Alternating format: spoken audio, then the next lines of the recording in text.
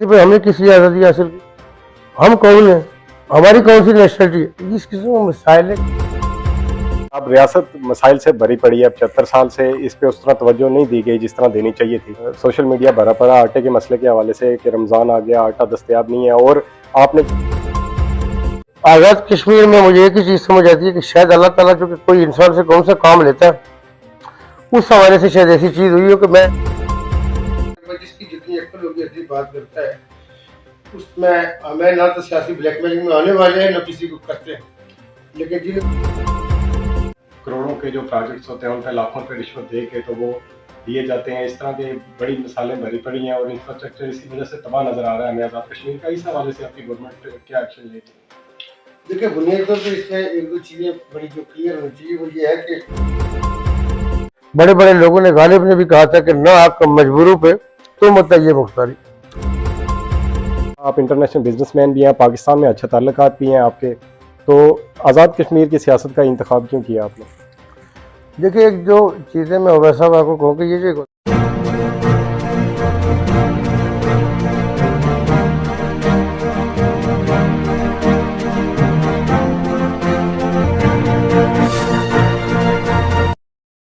बिस्मिल्लाहिर्रहमानिर्रहीम। नाजरीन, आप देख रहे हैं INN न्यूज़ और प्रोग्राम सच ये है। मैं आपका मेज़बान सरदार अवैस आपके सामने हाजिर है। नाजरीन, आज हमारे साथ जो मेहमान शख्सियत हमारे प्रोग्राम में मौजूद हैं, किसी तारुफ के मोहताज नहीं है, इंटरनेशनल बिजनेसमैन हैं, वज़ीर आज़म आज़ाद कश्मीर सरदार तनवीर इलियास खान साहब हमारे साथ मौजूद हैं।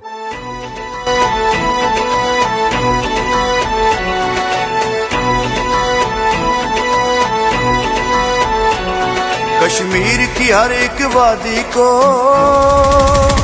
निखारा है, निखारेंगे, निखारा है, निखारेंगे।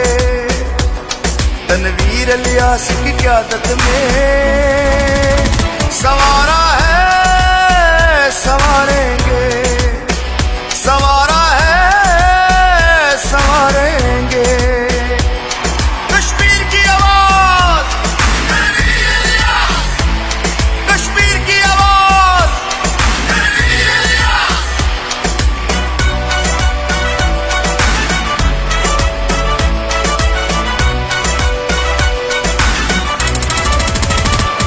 बातों से नहीं, नारों से नहीं, हम अमली काम करेंगे, अमली काम करेंगे।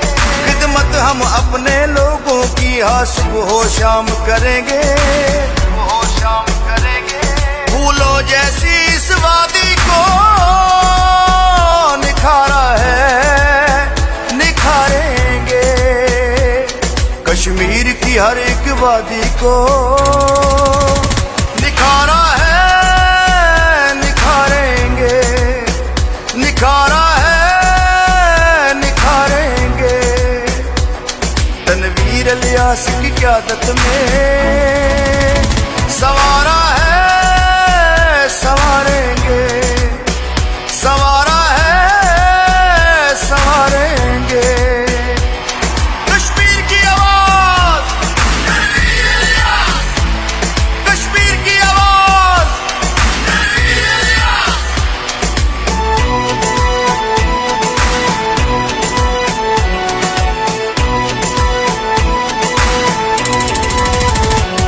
तनवीर को हमने लाना है, ना डरना ना घबराना है, ना डरना ना घबराना है। इमरान हमारा रहबर है, तनवीर हमारा लीडर है, तनवीर हमारा लीडर है। वल्ला इस बार भी जीतेगा, जो हारे थे फिर हारेंगे। कश्मीर की हर एक वादी को निखारा है, निखारेंगे, निखारा है, निखारेंगे। सरदार साहब, हम आपको खुशामदीद कहते हैं अपने प्रोग्राम में। बहुत शुक्रिया। सरदार साहब, आपकी तरफ से आज़ाद कश्मीर की तारीख का एक मेगा इवेंट देखने को मिला। आपकी गवर्नमेंट का एक बड़ा इकदाम था कि गिलगित के साथ एक बस सर्विस का आगाज़ किया गया। उससे पहले तो गिलगित के हवाले से सिर्फ ज़बानी कलामी बातें की जाती थी कि रियासत से इसको अलग किया गया है, तो ये ख्याल आपके ज़हन में कैसे आया? क्या कहना चाहेंगे इसके बारे में? देखिए, जो कश्मीर है, इसकी एक हिस्ट्री, जो नॉन हिस्ट्री हमारे पास मौजूद है, वो 6000 साल पुराना हिस्ट्री मौजूद है। कश्मीर की तहजीब व तमद्दुन के ऊपर शाह हमदान रहमतुल्लाह अलैह के और फारस के जो ईरान के असरात हैं, जो ईरान का जो पुराना नाम फारस है, कश्मीर के यहाँ भी फारसी और इस तरह का ज़ुबान ये रही है कि अरसे तक सरकारी। और जो हमारे यहाँ पे हर गली मोहल्ला के अंदर जो सीना बसीना कहानियाँ जो देवमालाई किस्से भी सुनाए जाते हैं, और उसमें हज़रत सलमान अलैहिस्सलाम के तख्त का जो देव और जिन उठा के चलते थे, उन्होंने जब कश्मीर की सरजमीन से गुजरे और उनको जो यहाँ की झीलें, यहाँ के मरगज़ार इतने अट्रैक्ट हुए कि उन्होंने हज़रत सलमान का तख्त जो है वो यहाँ बैठाया। तो यहाँ एक नस्ल आबादी किस्से मुख्तलिफ है, लेकिन कश्मीर की एक नौन तारीख है और ये 6000 साल पुरानी एक रियासत की सूरत में रही। कश्मीर के ऊपर मुख्तलिफ अक़वाम ने रूल किया, और उसमें कुछ अक़वाम ऐसी हैं कि जो इस इलाके की रहने वाली न थी कश्मीर की, बल्कि बाहर से आती थी, और वो ओवर पावर करके कश्मीर को रूल करते हैं। और बहुत सारे किले आपको मिलते हैं मुख्तलिफ ख़ानदानों के रूलर्स के, जो उन्होंने किले भी बनाए। कश्मीर का जो इस वक्त मौजूदा जो ढांचा है, अगर आप ये देखें तो कश्मीर आज़ादी से पहले जो डोगरे थे, उन्होंने अंग्रेज से खरीदा 75 लाख नानकशाही में, जिसमें एक कश्मीरी की जो कीमत थी वो 7.5 रुपये का जो नानकशाही था सिक्का था उसके बराबर। तो चूंकि कश्मीरी बिक गए और कश्मीरियों को खरीदा गया, तो इस तरह जो कश्मीरियों की ज़मीन थी या उनका जिम्मेदाराना स्टेटस था वो भी गिरवी हो गया महाराजा के यहाँ। चूंकि महाराजा और उसकी औलाद ये समझते थे कि हमने कश्मीरियों को खरीदा और ये ज़मीन भी खरीदी, तो उसका जो मालिकाना स्टेटस था वो बरकरार न रहा कागजी एतबार से। अब ये कि कागजी उस वक्त तो चूँकि बंदोबस्त नहीं होता था कि कोई इंतकाल या रजिस्ट्री या फर्ज का सिस्टम होगा, लेकिन एक जो तसव्वुराती निज़ाम था वो ये था कि ये ऑनरशिप नहीं है। कश्मीर में ऑनरशिप बेसिकली वही होती है कि जिस पे आपका कब्जा हो, और उसकी सूरत में ये मुख्तलिफ जगहों पे ये रिवाज होते हैं जिसको काश्त कर कहते हैं, ये गिरदावरियाँ कहते हैं, बनाई जाती हैं। और आप ये देखें कि पाटा का इलाका है जो प्रोविंशियल एडमिनिस्ट्रेटिव एरिया था, और एक फाटा था जो फेडरल एडमिनिस्ट्रेटिव एरिया था हमारा केपी का। तो जो हमारा पाटा का एरिया था उसमें भी ये ज़मीन के इंतकाल और ये चीज़ें, ये चूँकि लंबी बहस है आपके प्रोग्राम में, शायद ये इसकी मुतम्मल हो, लेकिन कश्मीर के जो सब राजवाड़े थे, एक जम्मू का था, एक पुंछ का था, गलगित जो था ये मेन हमारे जो रूलर थे उन्हीं का हिस्सा रहा, और इसका वो नवाब या मुख्तलिफ तौर पर गवर्नर या कोई ना कोई अपॉइंट करते थे। कश्मीर के अंदर जो आज़ादी की जो चिंगारियाँ चल रही थी उसको अच्छी ममीज़ मिली जब हमारी पूरी इस बर सगीर की आज़ादी की तहरीक को ज़्यादा तकवीत में, और जो बगावतें हुई, उन बगावतों के नतीजे में यहाँ के जो मुजाहिदीन थे उस वक्त, उन्होंने बेसर सामानी के आलम में बहुत अच्छे लड़े। उस लड़ने में आपने देखा कि बहुत बड़े इलाके न सिर्फ फतह हो गए, बल्कि जब बाहर से पठान और केपी के और कबायली इलाकों से कबायली आके रले तो हम वैली में दाखिल हो गए। तो हमारे पास बहुत बड़ा एरिया था, लेकिन हमें जो उस वक्त जो एयर प्रोटेक्शन न होने की वजह से, क्योंकि हिंदुस्तान ने जब इंटरवेन किया कश्मीर में तो उसकी अफवाज को एयर प्रोटेक्शन भी हासिल थी। तो मुजाहिदीन के पास अगर आप देखें तो एयर प्रोटेक्शन न होने से हमने कई सौ या कई हज़ार मरबा मील के इलाके हमें छोड़ने पड़े, या हमारी उस वक्त शातें हो गई। जो कश्मीर का ये जो आज़ाद कश्मीर का जो खित्ता है, इसकी आज़ादी के साथ ही चूँकि ये था कि एक बहुत बड़ा हिस्सा जो हमने आज़ाद किया हुआ था उसमें भी छुड़वा लिया गया, चूँकि एयर प्रोटेक्शन उनकी इंडियन एयरफोर्स कर रही थी। पाकिस्तान चूँकि नया मुल्क था, इसमें जो अफवाज के सरबराह थे वो बुनियादी तौर पर उस वक्त के अंग्रेज़ थे, और जो अंग्रेज न थे वो भी मुसलमान न थे, वो कादियानी बाद में डिक्लेयर हुए, लेकिन उनका भी एक अलमिया ये था कि वो कश्मीरियों को दुश्मन समझते थे। आई डाउट नो कि क्यों समझते थे, क्योंकि इंसानियत के नाते हमारा ये ख्याल है कि कश्मीरियों को हर किसी को इंसानियत के नाते मजहब से न देखते, इंसानियत से देखते। उसके नतीजे में ये हुआ कि कश्मीरी मार खाते रहे, लेकिन यहाँ हमने बेस कैंप बना लिया। हमने कहा जी हाई कोर्ट होगी, सुप्रीम कोर्ट होगी, सदर होगा, वज़ीर आज़म होगा। जो यहाँ का सदर वज़ीर आज़म है ये पूरे कश्मीर का, जो यहाँ की हाई कोर्ट और सुप्रीम कोर्ट है ये पूरे कश्मीर के। ये स्ट्रक्चर ऐसा हमने तश्कील दिया, और अक़वाम मुत्तहिदा की करारदादों के मुताबिक अक़वाम मुत्तहिदा ने कश्मीर में जो सबसे पहली करारदाद दी थी वो 37 है, और हिंदुस्तान की कमिटमेंट के नतीजे में दी थी, क्योंकि हिंदुस्तान ने खुद ये प्रोएक्टिव रोल करके अक़वाम मुत्तहिदा को इंटरवीन करने का कहा।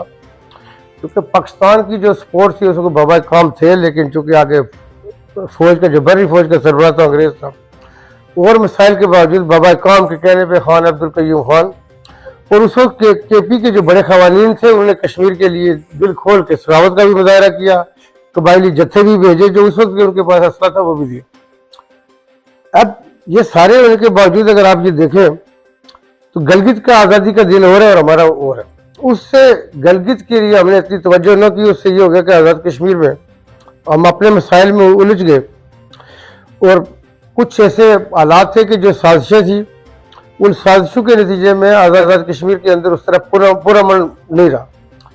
पुंछ जहाँ से हम जाके रहने वाले, जो हमारी जाए पैदाश है, उसमें कई मुतवाज़ी हुकूमतें बनी, कई फौजी ऑपरेशन हुए और हमारे लोगों के साथ ज्यादती हुई। हमारे लोगों के साथ बहुत मतलब ज्यादतियाँ की गई उस जमाने में, लेकिन उन लोगों ने अपने मुल्क के खिलाफ न गद्दारी की, न गद्दारी का कतवा लगने दिया। वो अपने जिस ईमान और जज्बे के साथ खड़े थे वो खड़े रहे, लेकिन ये सारा टर्माइल चलता रहा। क्योंकि कश्मीर के अंदर जो पहली हुकूमत थी गाजी मिल्लत रहमतुल्लाह अलैह की, उसने भी अपना टाइम पूरा न किया। उनको हटाने के नतीजे में आप कभी एक को ला रहे, कभी दूसरे को ला रहे, जिनकी बेसिकली रूट्स नहीं थी। गाजी मिल्लत का ये था कि वो जो कि बानी सदर से वो एक ममायाना मतलब कानून दान थे और उस चीज़ों को समझते थे, उनकी रूट्स अवाम के अंदर थे। उस वक्त जिनको टेक्नोक्रेटों को लाया जाता रहा, जो उस वक्त अंग्रेज की बुराई जो हमारी ब्यूरोक्रेसी थी सिविल, वो लाती थी कभी एक बाबू को कभी एक साजिश करो, वो सामने कठपुतली रखना चाहते थे, पीछे ब्यूरोक्रेसी के थ्रू रूल करना चाहते थे। ये 50s का 60s का एरा देखें, वहाँ भी 6 महीने 8 महीने साल की हुकूमतें बनती आती जाती हैं और कई लोग मायूस होकर किनारा कश भी हो गए, सियासत से पीछे हट के बैठ गए। उन्होंने कहा जी इस चीज़ के लिए हमने जद्दोजहद की थी। फिर 70 का ज़माना आता है, उससे पहले कोई कौंसल बनाते थे, कुछ बनाते थे, लेकिन इसमें जीबी को हम शामिल न कर पाए। जो आपका सवाल है बेसिकली 1970 में आके हमारा ये जो मौजूदा पार्लियामेंटी निज़ाम है, अगर 74 में जाके एक एक्ट आया, लेकिन उससे पहले चूंकि हमारा जो इलेक्शन हुआ था 70-71 का, उसमें चूंकि लोगों को एक मेंबर के तौर पे लेने लगे। बुनियादी तौर पर 1970 तक आज़ाद कश्मीर के हुक्मरान की जो से होनी चाहिए थी, जो इज्जत होनी चाहिए थी, जो पॉलिटिकल उसका होना चाहिए था, वो इंतजार करता था कि चीफ सेक्रेटरी कब देवल से आके नीचे और वो आके हरन बजाएगा और हमें पता चले हम ऐसा ना कि हम सोए हुए हो तो चीफ सेक्रेटरी आके बेइज्जती करे हमारे। उन मसाइल की वजह से आज़ाद कश्मीर का जो वकार आगे बढ़ना चाहिए था, ये 70 के बाद का आप ये देखें कि आपकी कानून सद असम्बली और उसके जितने स्पीकर हैं, उसका आपके पास ऑनर बोर्ड भी है, उनका आर्काइव भी मौजूद है। और उसके बाद जो यहाँ पे वज़ीर आज़म, चूँकि पार्लियामेंट्री निज़ाम हमारे मुल्क में राइज था, तो पार्लियामेंट्री निज़ाम में ये होता है कि वज़ीर आज़म डायरेक्ट मुंतखब नहीं होता, MLAs के थ्रू होता। सदारती निज़ाम में चूँकि दुनिया में जब भी सदारती निज़ाम राइज होते हैं, वहाँ पे आपका डायरेक्ट इलेक्टोरल सिस्टम होता है, आप डायरेक्ट मुंतखब होते हैं। आपकी जवाबदेही के निज़ाम में फ़र्क पड़ता था, चूँकि इसमें इनडायरेक्ट जवाबदेही होती है, उसमें डायरेक्ट जवाबदेही होती है, जैसे अमेरिका में सदारती निज़ाम। अब आज़ाद कश्मीर का निज़ाम जब आगे बढ़ने लगा तो ये 70 के ज़माने के बाद आज़ाद कश्मीर के वज़ीर आज़म के साथ एक सिक्योरिटी की एक गाड़ी ने चलना शुरू किया, जिसमें 2-3 को ढीले से पुलिस वाले होते थे, 2-2 4-4 इंच ढीली पैंट हो। यानी आज़ाद कश्मीर की हुकूमतों की कोई वकार नहीं था, कोई रिगार्ड नहीं था। ये बेस कैंप की हुकूमत, आप अंदाजा लगाएं अगर PLO की हुकूमत यासिर अरफात की थी, उसका कितना तुमतराज था। और ये आज़ाद कश्मीर का बजट कई दफ़ा ब्रीफ केस में भी आता। मसाइल थे, चूंकि मैं अक्सर इन चीज़ों पे बात नहीं करता, चूंकि लोगों को तकलीफ होती है, तो मैं ज़्यादा कहता हूँ कि चलो बात चीज़ों को छोड़ के आगे निकले। और उसमें यह है कि आज़ाद कश्मीर के निज़ाम में जो गलगित है, हमसे दुखी रहा। हमारी मतलब आपस में जो लगाव होना चाहिए था, गलगित वाले ये समझ रहे थे कि भाई तुम अपने चक्कर पे हो। हमने उनको जब इलेक्ट्रोल न दिया तो गलगित की महरूमी इतनी थी कि गलगित का आदमी SHO से DSP प्रमोट नहीं हो सकता। ये वो जानता होता है जिसके ऊपर गुजरते। वो कहते थे भाई हमने किस लिए आज़ादी हासिल की, हम कौन है, हमारी कौन सी नेशनलिटी है। इस किस्म के मसाइल ने गलगित के अंदर महरूमियाँ बढ़ाई और उसमें वो डायरेक्ट समझते थे कि आज़ाद कश्मीर की पॉलिटिकल एलिट जो है, आज़ाद कश्मीर की पॉलिटिकल एलिट चूँकि अपने चक्कर में है, हमारे लिए नहीं सोचती। आज़ाद कश्मीर में ये था कि जो वहाँ के JKLF के जो लीडर थे अमानुल्लाह खान, वो गलगित से थे, वो सियासत कश्मीर की करते थे। दूसरी जो जमात इस्लामी है उसको एक एज जाता है, उसकी हमें अप्रिशिएट कर रहे हैं। जमात इस्लामी की जो आज़ाद कश्मीर की इमारत होती है, वो गलगित और आज़ाद कश्मीर की कॉमन होती है। ये वो पहलू है, यानी ये सरदार तनवीर नहीं शुरू करा रहा कि मैं कहूँ कि मैंने कराया, ये पॉजिटिव पहलू है कि अमानुल्लाह खान आज़ाद कश्मीर में रहता था गलगित का, क्योंकि उसी कश्मीरी को लेकर जाते हैं। जमात इस्लामी की इमारत इसलिए कि उनका अपना ईमान जो सियासी ईमान है वो पुख्ता है, उन्हें इसलिए गलगित की और कश्मीर की एक रखी हुई, ये बहुत बड़ी बात, दूसरों को भी करना चाहिए था। जैसे मैंने आज ये कहा कि वज़ीर आज़म कभी गिलगित से क्यों नहीं आ सकते, सदर कभी वहां से हम एक, देखिए बात यह है कि कहीं आपको कुर्बानी देनी पड़ती है, आपको आगे बढ़ना पड़ता है। ये जो बस का सफर है ये आपका तमीज़, ये इसको प्रोग्राम को आपको 2 हिस्सों में करना पड़ता है, करें जाओ कि मेरे ख्याल एडिटिंग की जरूरत नहीं, इसको डायरेक्ट जाने दे। ये रिकॉर्ड का हिस्सा रहेगा, आर्काइव रहेगा इसका, कि देखें यह बस नहीं है, इसकी बड़ी कम्प्रिहेंसिव और दूररस असरात होंगे। उन असरात के पीछे आपके इदारे बहुत सारे कॉमन चल सकते हैं, उनका एग्री में वो बहुत पीछे है, उनका जो लैंड है उसके अंदर फर्टाइलिटी कम है, उसमें चंद फ्रूट्स बहुत अच्छे होते हैं, मतलब खुरबानी बहुत अच्छी होती है, चेरी बहुत अच्छी होती है, लेकिन उनको जहाँ पे एग्री के लिए उनकी आबादी थोड़ी है, उनका 16 बिलियन का बजट होता है उनके पास, लेकिन उनके पास एक बहुत बड़ी ड्राई पोर्ट है, सुस्त वाली जो बॉर्डर के ऊपर है चाइना की, उस पर हमारी बड़ी ट्रेड होती है, मतलब गिलगित की है, उसमें तरक्की में वो रोल अदा कर सके। बड़े अच्छे पोर्टफोलियो पे आपने पंजाब में सियासत की, आपके पास 3-4 वजारतें भी रही हैं पंजाब के अंदर, आगे आप मामले खसूसी वज़ीर आला पंजाब भी रहे हैं। पंजाब तकरीबन पूरा पाकिस्तान उसको कहा जा सकता है, पंजाब को माइनस करके पाकिस्तान को आप गिनती नहीं कर सकते हैं, तो वहाँ पे आपके लिए एक बड़ा स्कोप था, आप इंटरनेशनल बिजनेसमैन भी हैं, पाकिस्तान में अच्छे ताल्लुकात भी हैं आपके, तो आज़ाद कश्मीर की सियासत का इंतखाब क्यों किया आपने? देखिए एक जो चीज़ें मैं वैसा आपको कहूँ कि ये जो एक होता है ना कि सियासत पर अगर कोई ये यकीन रखता हो कि वो किसी की असर सूख से कोई पोजीशन ले लेगा और वो सियासत कर लेगा, दो मुख्तलिफ चीज़ें। किसी टेक्नोक्रेटिक सेटअप में किसी को वज़ीर आज़म बनाया जा सकता है, यहाँ पे मोइन कुरैशी साहब अल्लाह ताला बख्शे, कई मोइन कुरैशी आए, कई मलिक शेर मज़ारी, हमारे मुल्क के ज़िम्मेदार तो बड़े थे लेकिन क्या सियासत आती थी, अल्लाह ताला उनको भी बख्शे। लेकिन नवाब नसरुल्लाह खान से लोग कहते थे कि टांके की पार्टी, वाकई उनका कोई कारकुन आपने कभी हमें मिला नहीं वैसे, लेकिन वो इस मुल्क की बड़ी सियासतदान और कद्दावर जमहूरी रहनुमा समझे जाते और थे, मतलब उनका दिमाग भी था, वो मतलब बड़े ज़हीन आदमी थे और सियासत के काबुल आदमी थे। मैं समझता हूँ कि ऐसा आदमी कभी पाकिस्तान का सदर बनता तो पाकिस्तान की खुशकिस्मती होती। उसमें ये चंद एक पाकिस्तान के ऐसे सदर रहे जिसमें मैं उनको बड़ा रेट करता हूँ, मेरे गुलाम इसाक खान थे, फारूक लगारी थे, ये बड़े लोग थे, तो ये मतलब पाकिस्तान का सदर बनने में हमारे मुल्क का वक़ार बढ़ा, ऐसे लोगों को किसी ओहदे पे आने से वक़ार बड़ा करता है, अल्लाह ताला उन लोगों को बख्शे। बात यह है कि देखें अगर ये है ना कि जो कॉन्सेप्ट की जी सरदार तनवीर ने ओहदा ले लिया था, पहली बात तो ये कि ये वो ओहदे हैं कि मेरी अपनी ज़ाती हैसियत में उनसे मतलब इन ओहदों के ऊपर रहने वाले मेरे पीछे पीछे फिरा करते थे, मैं कोई उसमें चूँकि जो लोग मुझे जानते हैं सिस्टम को जानते हैं। आज़ाद कश्मीर में क्यों गया, मैं अल्लाह को हाज़िर नाज़िर जान के कह सकता हूँ कि मुझे बात का खुद समझ नहीं आती कि ये कैसे हुआ। मैं चूँकि आज़ाद कश्मीर की सियासत का अगर मुझे कोई कहता था मुझे बुरा लगा, तो मुझे क्यों किसी ओरिजिनल इलाके में खींचे, मेरे अपने गोल होते हैं, उसमें यह है कि मैं इस लेवल पे बिजनेस करूँगा, मुझे उसमें यह है कि मैं कहता कि भाई मुझे एक्सेप्टेंस है और मेरा बिजनेस आगे बढ़ रहा है, तो जाकर आज़ाद कश्मीर में पत्थरों में क्या करूँगा।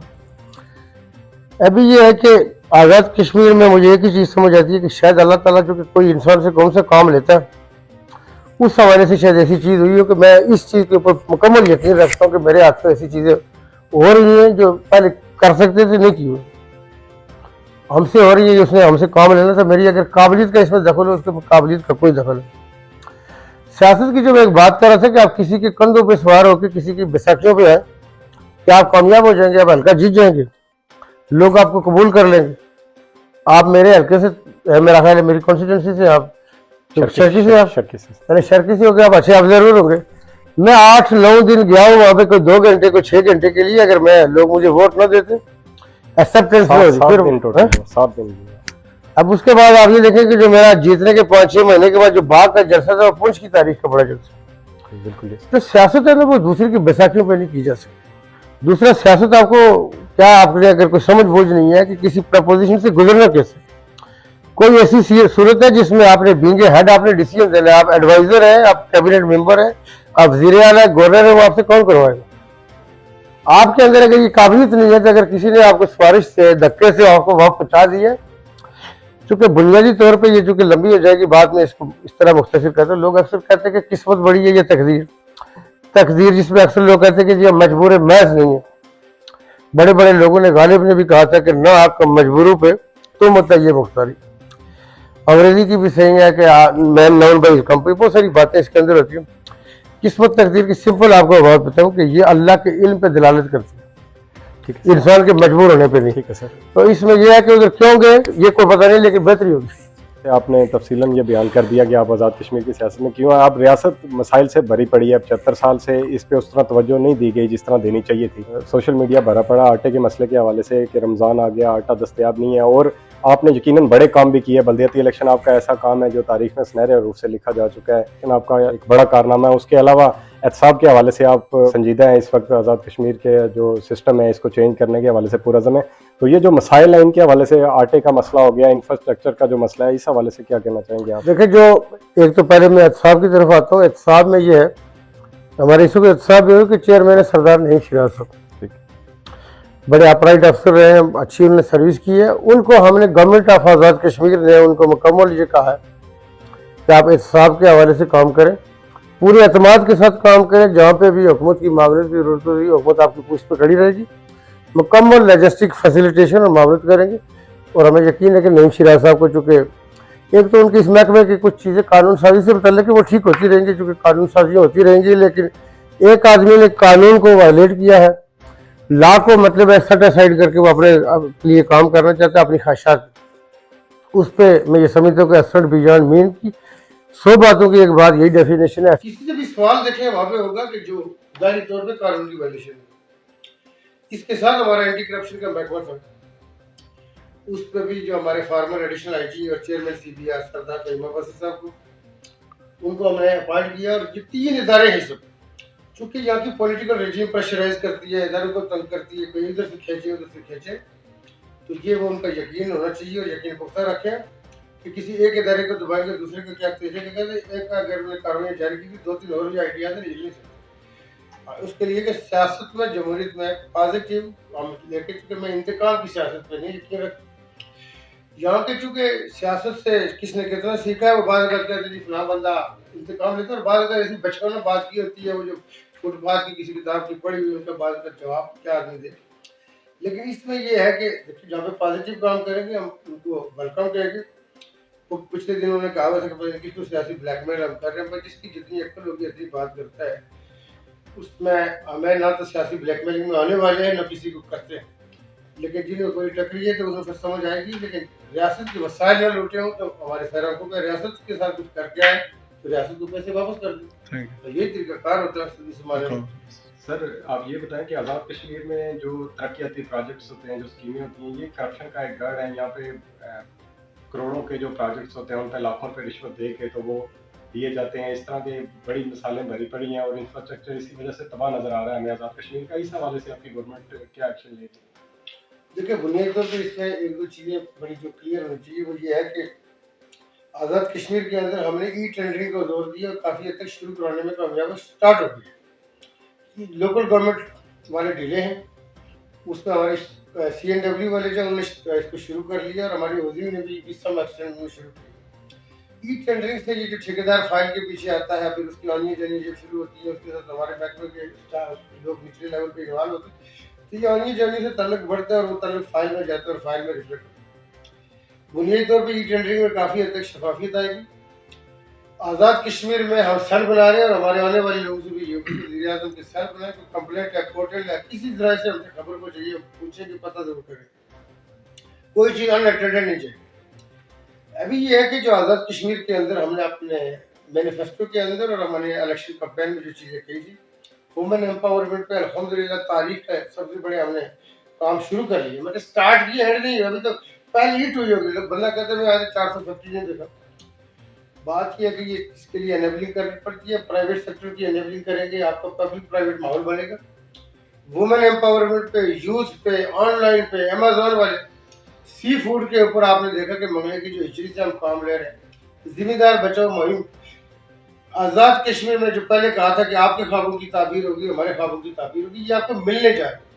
जो रवायती आदमी है लेकिन जहन का तंग नजर है, उसकी वसत नहीं है, तो उसमें ये कि वो कुछ भी आपको कहे, मुझे क्या नहीं, दूसरे ऐसे बंदे को गुजर जाया करे जी ठीक आपने दिल की बुलात करें, लेकिन जो थोड़ा बहुत सोचता हूँ ये नई बातें हमसे नहीं, कोई बात नहीं, आपको अक्ल खत्म नहीं होती, आप आगे शुरू कीजिए, किसी को करने दें, लेकिन आज़ाद कश्मीर बदलेगा। ठीक है सर, लास्ट पे आप ये बता दीजिए कि पाकिस्तान की सियासत को किस आप, क्योंकि पाकिस्तान तहरीक इंसाफ के आज़ाद कश्मीर के सदर भी हैं, पाकिस्तान तहरीक इंसाफ की पाकिस्तान में जो सियासत है उसको क्या देखते हैं? आने वाला दौर PTI का है या जो मुश्किलात हैं ये चेयरमैन तहरीक इंसाफ इस वक्त मुश्किल में है, उनका डेली बेसिस पे ट्रायल हो रहा है। देखिए बात यह है कि सियासत के बारे में कोई अख्तियार नहीं होता, सियासत चूंकि लचक रखती है हमने। मैंने भी एक जुमला बोला था, बहुत सारे लोगों को समझ नहीं आया। मैंने कहा था लॉ ऑफ नेसेसिटी। मैंने कहा ऐसा लॉ ऑफ नेसेसिटी, उसमें दूसरा जुमला कहा था कि ऐसी इलास्टिसिटी। इलास्टिसिटी एक ऐसी एक अलग चीज़ है जिसके अंदर फ्लेक्सिबिलिटी होती है, रबड़। लॉ ऑफ नेसेसिटी है कि बरोई साहब अल्लाह ताला बख्शे उनको, ये थ्योरी है कि दुनिया के किसी मुल्क पर जब आप कब्जा करें, जो हमारा पहला मार्शल था उन्होंने उसको लेजिटिमेट करवाया उसको सुप्रीम कोर्ट से, उसको फेडरल कोर्ट से कहते हैं। उस कोर्ट से उन्होंने कहा कि लॉ ऑफ नेसेसिटी, आप किसी इलाके पे कब्जा करें, उस इलाके की जनरल आवाम आपको एक्सेप्ट करे। तो मैंने कहा था कि एसी इलेक्ट्रिक, मैंने कहा था लॉ ऑफ नेसेसिटी और एसी इलेक्ट्रिसिटी। मैंने कहा था कि वो किरदार इस दीवार के ऊपर होते हैं, आप कितनी शाबाश देते, कौन कितनी शाबाश देता है। ये बुनियादी तौर पर हमारे मुल्कों में इस किस्म के मसाइल रहे, उस मुल्क को रखवा। पाकिस्तान तहरीक इंसाफ के साथ इस वक्त लोगों की आस बंधी हुई है। मैं जब यहाँ था पंजाब में ये करता था, वफाक वालों के साथ भी करता था। आज आज़ाद कश्मीर में खुद हुकूमत में मैं अपने आप को भी ये कहता हूँ, अपने पुलिस को भी कहता हूँ कि आनिए जानिए घट और उनके साथ तवज्जो करें। अभी हम अपने वज़रा को, कैबिनेट को देखेंगे, हमें अगर आगे भी यही वाला इनका माहौल लगा, बड़े ड्रास्टिक लेवल पे हमें पोर्टफोलियो चेंज करनी पड़ेगी। तो बेमहक भी थैंक यू। आपने गुफ्तगू सुनी वज़ीर-ए-आज़म आज़ाद कश्मीर सरदार तनवीर इलियास खान साहब की। इसके साथ ही प्रोग्राम का वक्त भी खत्म होता है। अपने मेज़बान सरदार अवैस को इजाज़त दीजिए, दुआ में याद रखिएगा। अल्लाह